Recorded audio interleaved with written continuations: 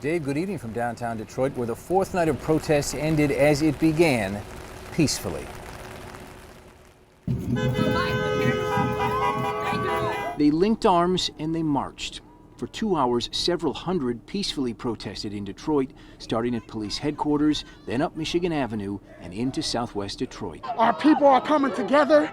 We are one as a nation, and we're standing up against injustice. On streets! Marchers chanted, raised their fists in the air. They were never violent, largely respectful, and the whole time escorted by a fleet of Detroit police officers. We just have a great sense of community. I love that we are working together, that we have such a diverse city, that Metro Detroit is so diverse.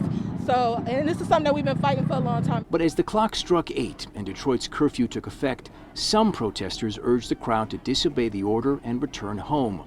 Others wanted to engage with police.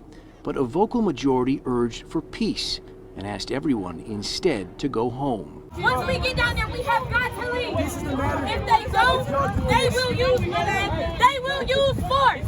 They will use force. The march ended where it began at police headquarters, but when the protesters got there, a wall of Detroit police officers donning SWAT gear was waiting.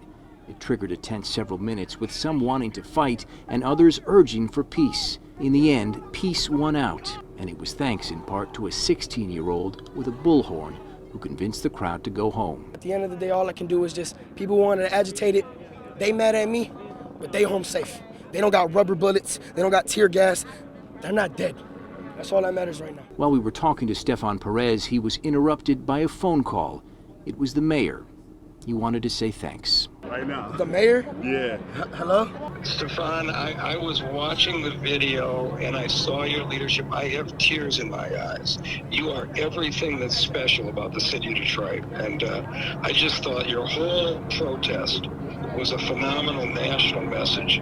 We're gonna fight this injustice because of people like you. I just wanted to say to you, you are everything that's great about the city of Detroit. How about that? At the end of the first 3 nights of protest, Detroit police said that they had won the night. Well, tonight on the fourth night, the protesters said the night belonged to them. But look at it this way. There were no bullets fired tonight. No tear gas was used. No one got hurt. And so many American cities simply cannot say that. So this much is clear tonight. The night belonged to Detroit. We're live in Detroit tonight. I'm Ross Jones, 7 Action News.